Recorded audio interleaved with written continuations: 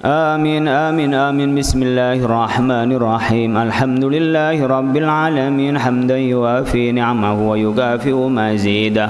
اللهم إنا نسألك بحق الفاتحة المعظمة والسبع المثاني أن تفتح لنا بكل خير، وأن تتفضل علينا بكل خير، وأن تعاملنا معاملة أهل الخير، وأن تحفظنا في ديننا وأنفسنا وأولادنا وأهلنا وأصحابنا وأحبابنا من كل محنة وفتنة وبؤس وضير، إنك ولي كل خير ومعطي لكل خير متفضل بكل خير يا أرحم الراحمين.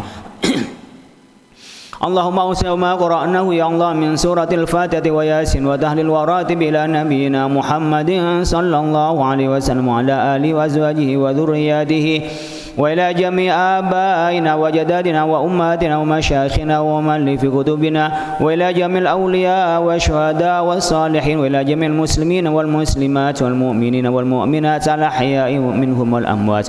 اللهم أوسع ما قرأناه يا الله إلى جميع المؤسسين والواقفين والمدرسين والدارسين ومن جاءوا إلى هذا المعهد، وأذن في الناس بهذا المهد يدك رجالا وعلى كل ضمير يأتينا من كل فج عميق.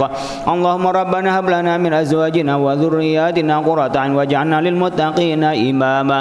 اللهم صل صلاة تنجينا بها من جميع الأهوال والآفات، وتقضي لنا بها جميع الحاجات، وتطهرنا بها من جميع السيئات، وترفعنا بها عندك على الدرجات، وتبلغنا بها أقصى الغايات من جميع الخيرات في الحياة بعد الممات. يا حي يا قيوم برحمتك نستغيث أصلح لنا شأننا كله ولا تكلنا إلى أنفسنا طرفا برحمتك يا أرحم الراحمين. اللهم يا فتاح يا رزاق اللهم ارزقنا يا الله أولادنا وطلابنا وجماعتنا يا الله رزقا كثيرا مباركا حلالا طيبا بدون تعب ولا كد، وعلمنا علما نافعا بالصالحين. اللهم ارزقنا واجعلنا وإياهم من العلم والقرآن. اللهم ارزقنا واجعلنا وإياهم من الخير والقرآن. اللهم ارزقنا واجعلنا وإياهم من الناجحين الممتازين العلماء العامل الأغنياء الصالحين. اللهم اكفنا بحلالك عن حرامنا وعن حرامك اغننا بفضلك عمن سواك. اللهم إنا يا الله إنا نسألك فهم النبي وحفظ المرسل وإلهام الملائكة المقربين. اللهم ربي أوزعنا أن نشكر نعمتك التي أنعمت علينا وأن نعمل صالحا ترضاه، وأصلح لنا في ذرياتنا إنا تبنا إليك وإنا من المسلمين. يا مالك الملك تؤتي الملك من تشاء وتنزع الملك ممن تشاء بيدك الخير على كل شيء قدير. رحمن الدنيا والآخرة تعطيهما من تشاء وتمنع منهما من تشاء بيدك الخير على كل شيء قدير. اللهم إنا نعوذ بك يا الله من الهم والحزن، ونعوذ بك يا الله من العجز والكسل، ونعوذ من الجبن والبخل، ونعوذ بك يا الله من غلبة الدين وقهر الرجال. اللهم إنا نسأل ما سأل به نبيك وعبدك، ونعوذ مما عاذ به نبيك وعبدك محمد صلى الله عليه وسلم. اللهم إنا نسألك إيمانا صادقا وعلما نافعا وقلبا خاشعا وعملا متقبلا. اللهم تقبل منا يا الله قراءتنا، وتقبل منا دعانا، وجبر على نقصاننا، واستر عوراتنا، وكفر عنا سيئاتنا، ورفع درجاتنا، ونور قلوبنا بنور هدايتك يا الله. يا ميسر كل عسير يسر أمورنا. اللهم سهل لنا في بناء هذا المعهد وتربية أولاده وتدبير وتوسيع من يومنا هذا إلى يوم النهضة. اللهم يا الله لا تدع لنا في مقامنا هذا ذنبا إلا غفرت، ولا عيبا إلا سترت، ولا مريضا إلا شفيته، ولا دينا إلا قضيت، ولا دين إلا قضيت، ولا دين إلا قضيت، ولا حاجة من حوائج الدنيا والآخرة إلا قضيتها ويسرتها. اللهم إنا نسألك العافية وتمام العافية ودوام العافية وشكر العافية. ربنا آتنا في الدنيا حسنة وفي الآخرة حسنة وقنا عذاب النار. سبحان ربك رب العزة عما يصفون وسلام على المرسلين والحمد لله رب العالمين. اللهم إنا نسألك رضاك والجنة ونعوذ بك من سخطك والنار. اللهم إنا نسألك رضاك والجنة والجنة ونعوذ بك من سخطك والنار. اللهم إنا نسألك رضاك والجنة ونعوذ بك من سخطك والنار. يا عالم السر منا لا تهتك الستر عنا وعافنا واعف عنا وكلنا حيث كنا. يا عالم السر منا لا تهتك الستر عنا وعافنا واعف عنا وكلنا حيث كنا. يا عالم السر منا لا تهتك الستر عنا وعافنا واعف عنا وكلنا حيث كنا. يا الله بها يا الله بها يا الله بحسن الخاتمة. يا الله بها يا الله بها يا الله بحسن الخاتمة. يا الله بها يا الله بها يا الله بحسن الخاتمة. يا لطيفا بخلقه يا عليما بخلقه يا خبيرا بخلقه الطف بنا. يا لطيف يا عالم يا خبير يا لطيفا بخلقه يا عليما بخلقه يا خبيرا بخلقه الطف بنا. يا لطيف يا عالم يا خبير يا لطيفا بخلقه يا عليما بخلقه يا خبيرا بخلقه الطف بنا. يا لطيف يا عالم يا خبير يا لطيفا لم يزل الطف بنا فيما نزل. إنك لطيف لم تزل الطف بنا والمسلمين. يا لطيفا لم يزل الطف بنا فيما نزل. إنك لطيف لم تزل الطف بنا والمسلمين. يا لطيفا لم يزل الطف بنا فيما نزل. إنك لطيف لم تزل الطف بنا والمسلمين.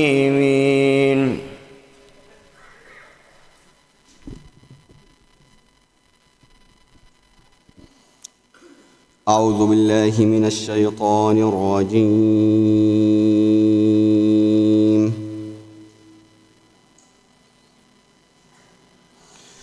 بسم الله الرحمن الرحيم.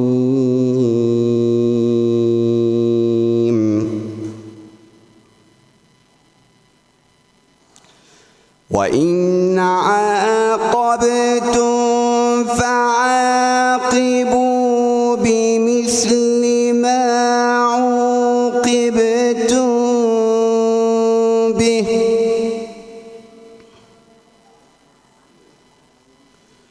ولئن صبرتم لهو خير للصابرين.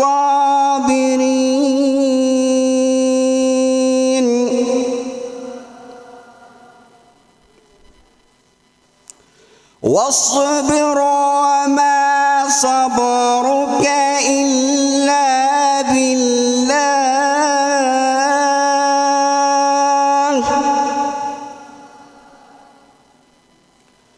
ولا تحزن عليهم ولا تك في ضيق مما يمكرون.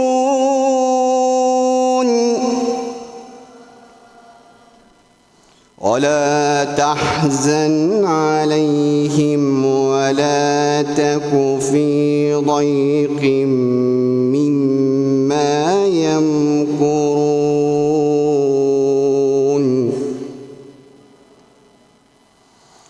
إن الله مع الذين اتقوا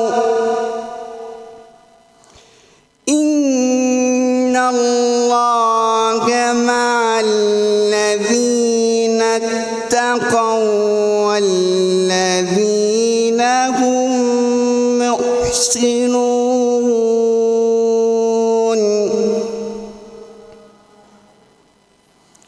إن الله مع الذين اتقوا والذين هم محسنون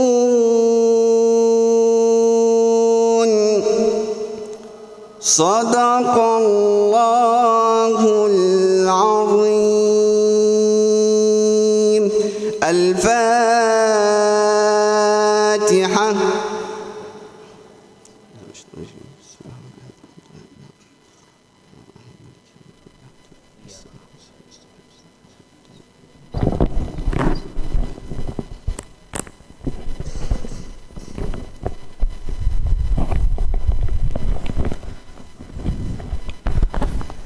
Bismillahirrahmanirrahim. Tadi Syekh membacakan surat An-Nahl ayat 126 sampai ayat 128. 3 ayat terakhir dari surat An-Nahl. Langsung kita mulai dari ayat 126. Bismillahirrahmanirrahim. Tafsiru qawlihi ta'ala wa in 'aqabtum fa'aqibu bimithli ma 'uqibtum bih وَلَئِنْ صَبَرْتُمْ لَهُوَ خَيْرٌ لِلصَّابِرِينَ أي وَإِنْ أَرَدْتُمْ أَيُّهَا الْمُؤْمِنُونَ الْقِصَاصَ وَمُعَاقَبَةَ مَنْ يَعْتَدُّ عَلَيْكُمْ.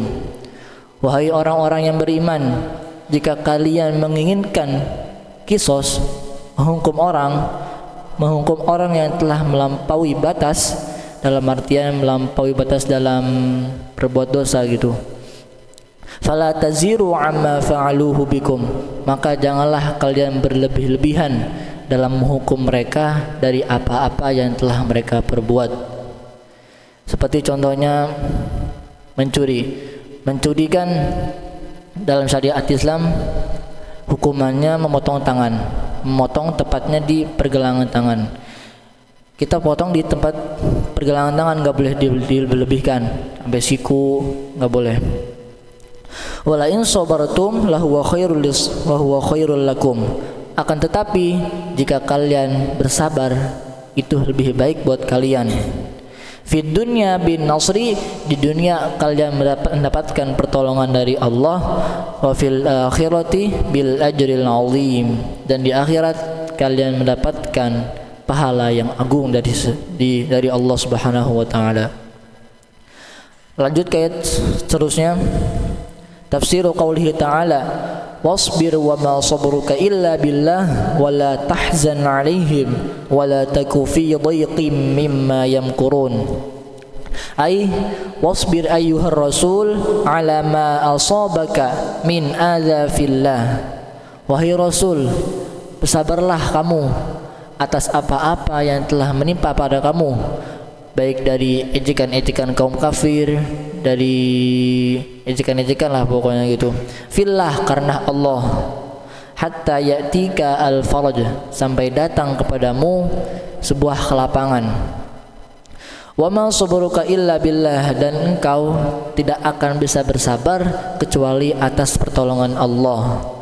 Fahuwallazi yu'inuka 'alaihi wa yuthabbituka, karena pada hakikatnya Allah lah zat yang membantu engkau untuk bersabar, dan zat yang menetapkan hati engkau untuk bersabar. Wala tahzan 'ala man khalafaka, dan janganlah engkau bersedih atas orang yang telah menyalahimu, orang-orang yang berbeda pandangan denganmu. Walam yastajib li da'watika, dan orang-orang yang tidak menerima dakwahmu. wala taghtamma mim makrihim wa kaidihim, dan janganlah engkau bersempit dada dari karena tipu daya mereka, fa inna dzalika aidun alaihim bisyarri wal wabal, karena pada hakikatnya hal tersebut adalah hal keburukan, yang mana hal keburukan tersebut akan kembali pada diri mereka sendiri. Lanjut ke ayat terakhir, tafsiru qaulihi ta'ala, innallaha ma'al ladzina taqaw wal ladzina hum muhsinun. Ay innallaha ma'al ladzina taqawhu bimtithali awamirihi wajtina binawahihi. Sesungguhnya Allah bersama orang-orang yang bertakwa pada Allah. Yang mana orang yang bertakwa pada Allah, ia menjalankan segala perintah Allah dan menjauhi segala larangan Allah. Walladzina hum muhsinuna bi ada'i ta'ati wa imtithali ma umiru bih. Dan Allah pula bersama orang-orang yang suka berbuat baik dengan menjalankan seluruh ketaatan-ketaatan dan menjalankan segala apa-apa yang telah diperintahkan kepada mereka. Fahuwa ma'ahum bin nasri wat ta'yid, karena sesungguhnya Allah bersama mereka membawa pertolongan dan dukungan kepada mereka. Wallahu a'lam bis-shawab. Kurang lebihnya saya mohon maaf apabila ada kebenaran itu dari Allah dan kesalahan itu dari saya sendiri. Allahul muwaffiq ila aqwamit thariq. Assalamu alaikum warahmatullahi wabarakatuh.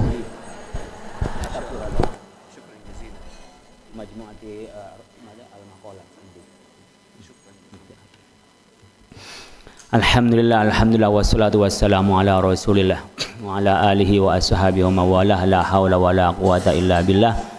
Bapak sekalian, alhamdulillah kita sudah bisa terus istiqomah dan mudah-mudahan terus istiqomah ya untuk di jalan Allah Subhanahu wa taala, diberikan terus tetap iman Islam dan diberikan husnul khotimah oleh Allah Subhanahu wa taala.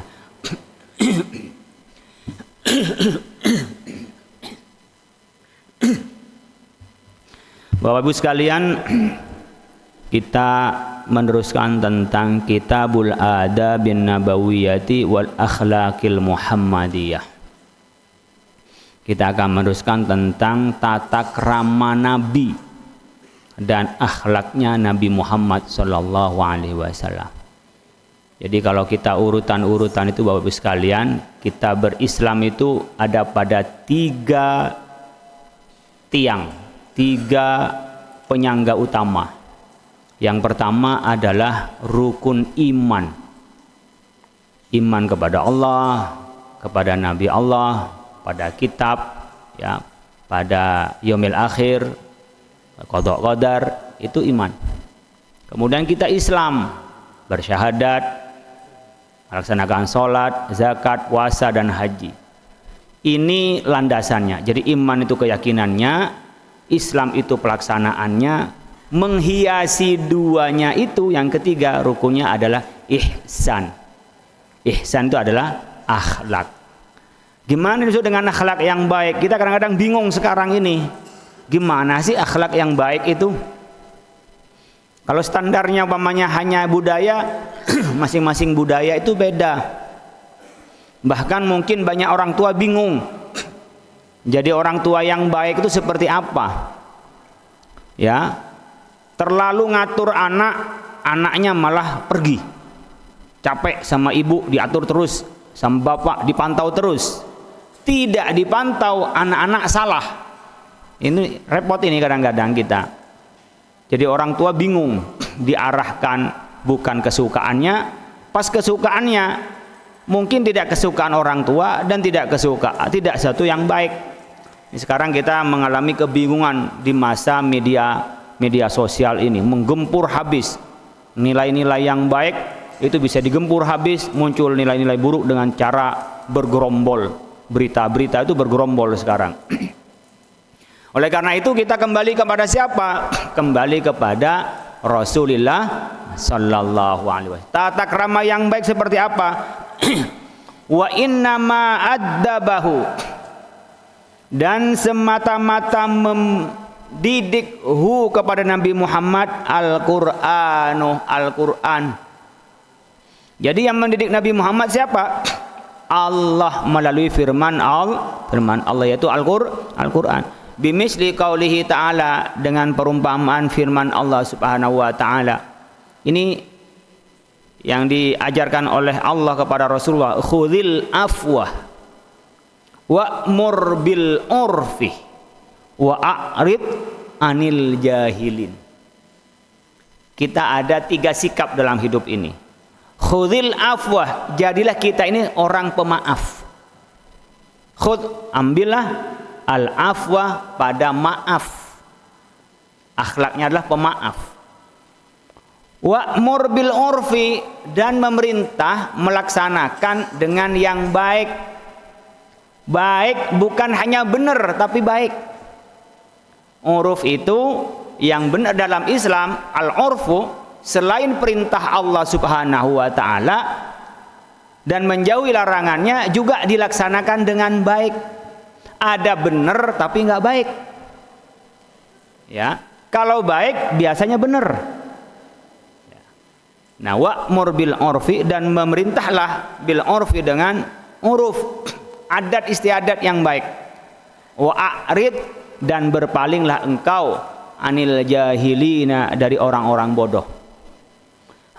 Apa artinya Bapak sekalian? Kita ini akhlak yang paling utama ditekankan dalam hati, jadi hati pemaaf. Oh, apakah kita nggak boleh tegas, Pak? Tegas itu wajib karena untuk mengubah orang. Kalau orang nggak pernah kelihatan marah, nggak pernah kelihatan ada tindakan, maka orang tidak merasa bersalah orang lain itu. Tapi hatinya diluruskan menjadi pemaaf. Jangan kepikiran menjadi pendendam. Kalau saya akan dendam selamanya, pokoknya. Mungkin kita memitigasi kita dengan orang lain yang berbuat salah kepada kita, tapi di hati kita jangan dibikin beban. Mungkin sudah minta memaafkan sebelum orang minta maaf, tapi tindakan beda. Wa'mur bil urfi, lakukan dengan uruf. Santri di sini tidak ada itu yang berdosa kepada gurunya. Saya sampaikan kepada gurunya, tidak ada, maksud saya tidak ada yang tidak dimaafkan oleh gurunya, termasuk kepada saya umpamanya, kepada yang lain. Saya mengatakan guru harus jadi pemaaf, tapi peraturan harus tegas. Nggak boleh, karena saya pemaaf, peraturan biarin aja, mau sholat berjamaah terserah, mau tidur terserah, ya, mau buang sampah sembarangan terserah, itu nggak boleh. Tapi hati kita menjadi pemaaf. Begitu juga suami kepada istri, istrinya itu jangan ya seakan-akan dosa terus kepada suaminya. Tidak, suami harus dari suami yang pemaaf. Diomelin saya maafkan, ya, yang bapak-bapak yang sering diomelin istrinya memaafkan. Ibu-ibu memaafkan suaminya, kok kurang perhatian, kayak kurang belanja, maafkan. Tapi wa'mur bil urfi, dilakukan dengan cara biasanya. Pak, ini kurang belanjanya. Dulu itu beras harganya masih 9.000, sekarang sudah 14.000. Kasih tahu, Pak, dulu itu awal tahun kemarin harga emas itu masih 1 juta. Sekarang harga emas sudah 2.300.000. Jadi kalau punya duit 10 juta, itu sekarang baru dapat 4 gram. Awal tahun kita dapat 10 gram. Jadi kalau disuruh beli kalung harga 10 juta suruh dapat 10 gram, itu enggak benar. Tapi ya sabar, dapatnya segitu, ya kita memaafkan, enggak boleh marah-marah, tapi wa'mur bil urfi, tindakan-tindakan yang baik. Jadi kita harus memberi tindakan yang baik untuk apa? Wa'mur bil urfi, memerintah kebaikan. Yang ketiga, wa'rid anil jahilin, berpalinglah dari orang-orang bodoh. Gak usah dibikin pikiran. Anak sudah masya Allah, nakal anaknya, jangan dibikin pikiran. Yang penting kita sudah memaafkan anak kita, kemudian kita memerintahkan yang baik, semuanya diserahkan kepada Allah. Suami juga begitu, enggak semuanya benar. Istri juga begitu, enggak semua benar. Apalagi orang lain. Macam-macam kondisi orang lain, bingung di rumahnya itu, masalah di rumahnya, ketemu orang marah-marah sama orang. Banyak itu. Dia yang punya masalah, orang ikut menanggung masalah semuanya. Yang nggak ikut masalah, ikut semuanya menjadi sasaran masalah. Apalagi kalau sudah zaman media sosial, nggak ikut punya masalah, nggak ikut punya tanggungan, ikut komentar, ikut jelek-jelekin. Itu banyak sekali tuh kemarin, banyak kasus apa? Kasus Trans 7. Orang nggak ngerti apa-apa sudah ngeblok sana ngeblok sini. Harusnya itu menyelesaikan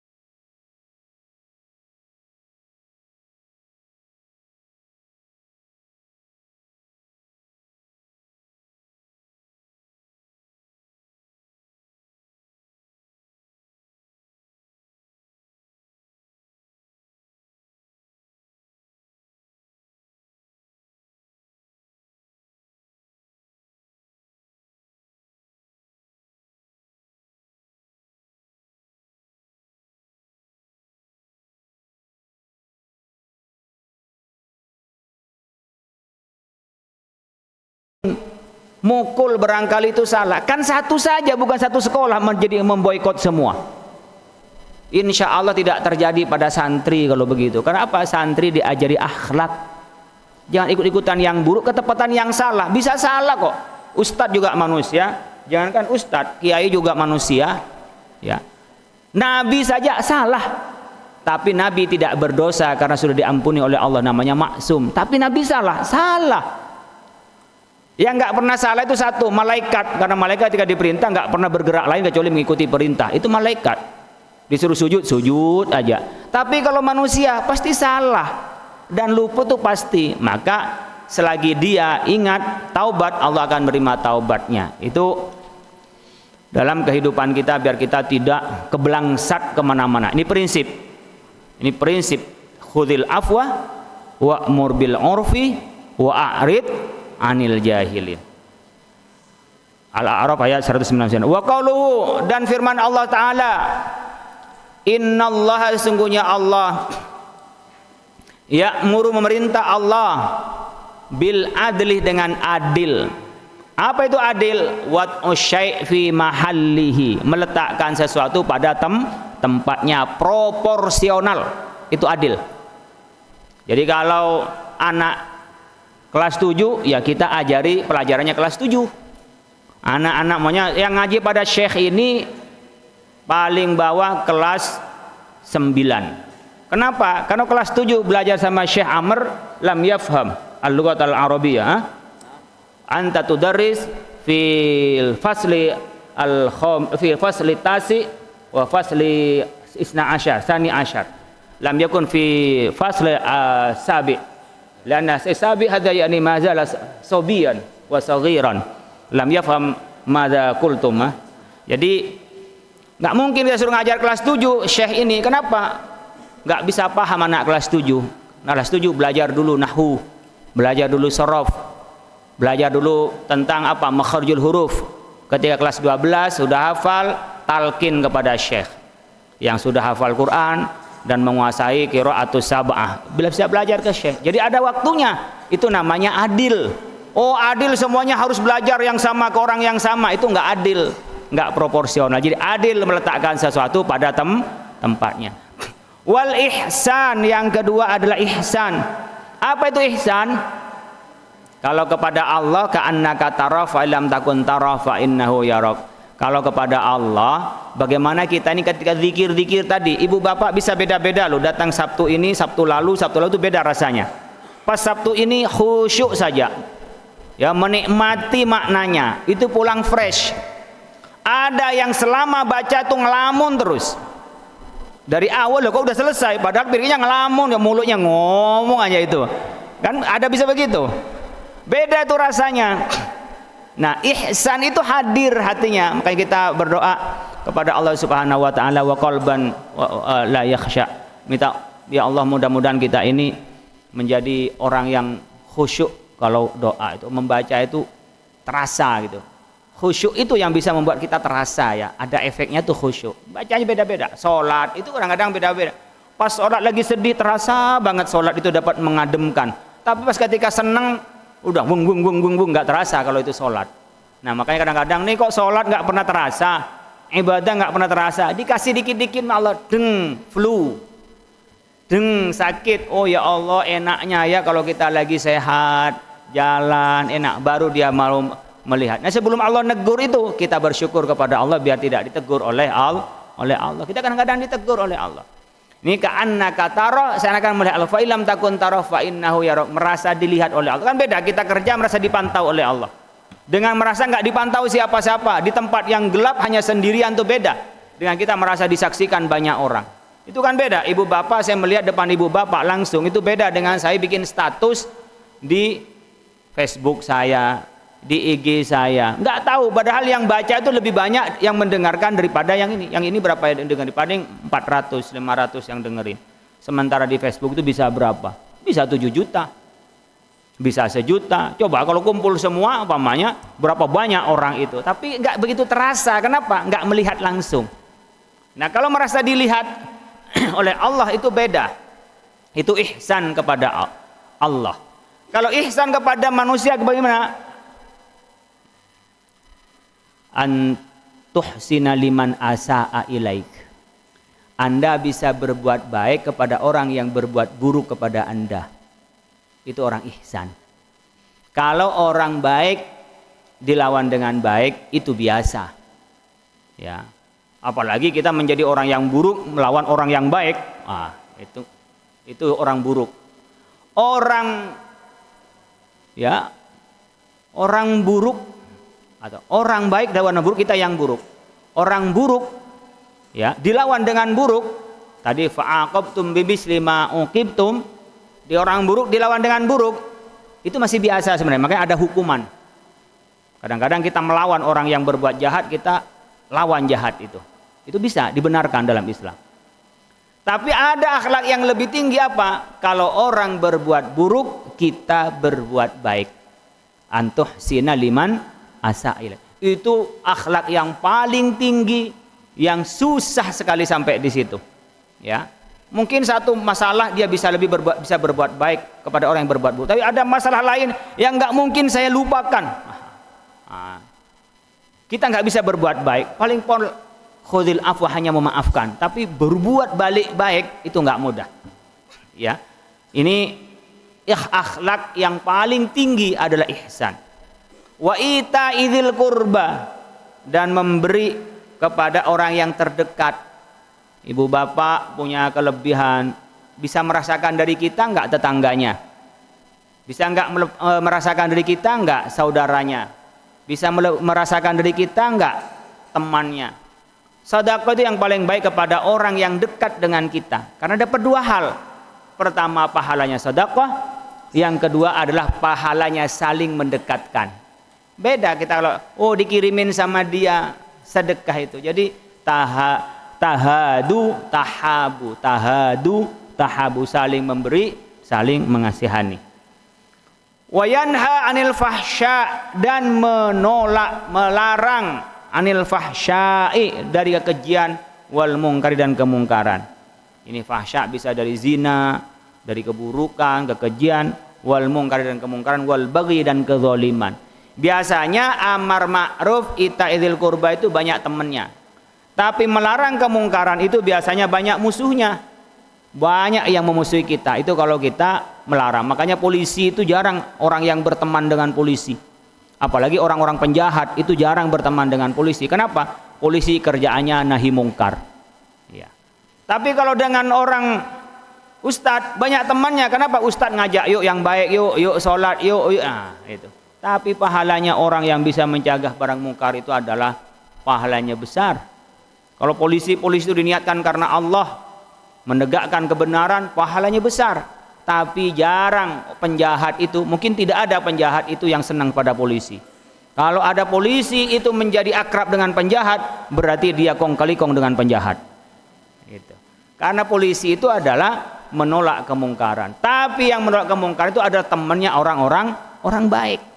Oleh karena itu Bapak sekalian, kalau punya anak yang bisa jadi polisi, dibekali dengan agama bagus, menjadi orang yang kuat nahi mungkar, penegak hukum. Ini akhlaknya dari Allah Subhanahu wa taala yang mengajarkan kepada Rasulullah sallallahu alaihi wasallam. Wasbir ala ma asabak inna dzalika min azmil umur. Wasbir, dan bersabarlah engkau ala ma atas sesuatu asabaka yang menimpa maka kepadamu. Inna dzalika, sesungguhnya hal itu min azmil umur, dari perkara yang paling mulia dalam perintah Allah. Min azmil umur, dari yang paling azm, dari kewajiban perkara-perkara yang diwajibkan oleh Allah Subhanahu wa taala. Wa qauluhu ta'ala, dan firman Allah taala. Ini nasihatnya Luqmanul Hakim yang kepada anaknya. Yang Luqman menyebutkan walaqad wasaina Luqman walaqad ataina Luqman hikmata anishkurillah anishkur. Wa idz qala Luqmanu libnihi huwa ya'iduhu ya bunayya la tusyrik billah inna syirka la dzulmun 'adzim. Wa wasainal insana biwalidayhi hamalatu ummu wahnan 'ala wahni wa fisalu fi 'amain anishkurli wa liwalidayka wa ilayyal masir. Wa in jahadaka 'ala an tusyrika bima laysa laka bihi 'ilmun fala tuti'huma. Terakhir, ya bunayya aqimis sholata wa'mur bil ma'rufi wa nahy 'anil munkari wasbir 'ala ma asabak inna dzalika min azmil umur. Itu nasihat Luqman itu tentang apa? Pertama, ajari anak kita ini kenal tauhid, jangan syirik. Itu. Yang kedua, ajari tata krama apa? Menghormati orang tuanya. Itu nasihatnya Luqman yang dilukiskan oleh Allah dalam Al-Qur'an. Kemudian dilukiskan di situ juga apa? Ia tidak boleh taat pada kemungkaran. Dan menasihatkan pada anaknya apa? Ya bunayya aqimis sholata wa'mur bil urfi. Hai anakku, laksanakanlah sholat dan perintahkan dengan yang baik, larang yang mungkar. Nah, larang yang mungkar ini amar ma'ruf nahi mungkar. Amar ma'ruf dan nahi mungkar itu biasanya banyak akibatnya. Amar ma'ruf sedikit tantangannya, tapi nahi mungkar itu adalah tantangannya besar. Oleh karena itu, wasbir ala ma'asab. Pasti kita akan mendapatkan banyak cobaan. Dibenci orang, ya, bahkan mungkin difitnah orang, bahkan dianiaya oleh orang, bahkan sampai dibunuh oleh orang. Para mujahid-mujahid kita itu segitunya. Jadi tantangan hidup itu pasti ada. Jangan nyari, Pak, gimana hidup biar nggak ada musibah. Nggak mungkin nggak ada musibah. Oh, hidup ini bagaimana biar tenang. Tidak akan tenang hidup ini. Hanya satu yang bisa membuat tenang, kembalikan kepada Allah. Kalau kembali dengan pada cobaan, nggak akan pernah selesai. Ketika sulit makan, gimana dapat makan? Setelah sulit dapat makan, gimana bergaya? Setelah bergaya, bagaimana kita bisa hebat? Dan seterusnya. Makanya orang meninggal bagi mujahid itu adalah rohatun ba'dal maut. Rohah, istirahatnya orang hidup itu setelah mati. Tapi kita semua pada takut mati. Berarti kita memang senang ruwet daripada senang tenang. Jadi orang beriman itu selama hidupnya ruwet, kurang tidur lah, kecapean lah.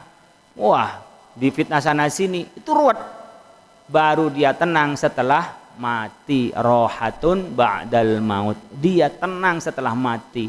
Tapi bagi orang yang nggak beriman, hidupnya ruwet, matinya tambah ruwet. Nah, itu orang yang tidak beriman. Oleh karena itu Bapak sekalian, kita ya ruwet aja pada saat hidup dan ditenangkan dengan iman kepada Allah. Kemudian kita insya Allah rohah, tenang dan damai setelah kematian kita semua. Allahumma fa'na bima 'allamtana. Allahumma fa'na bima 'allamtana. Allahumma 'allimna bima yanfa'una. Allahumma faqihna wa faqih ahlana wa qarabatin lana fi dinina. Rabbana atina fid dunya hasanah wa fil akhirati hasanah wa qina adzabannar. Subhana rabbika rabbil izzati amma yasifun. Wassalamu alal mursalin walhamdulillahi rabbil alamin. Assalamualaikum warahmatullahi wabarakatuh.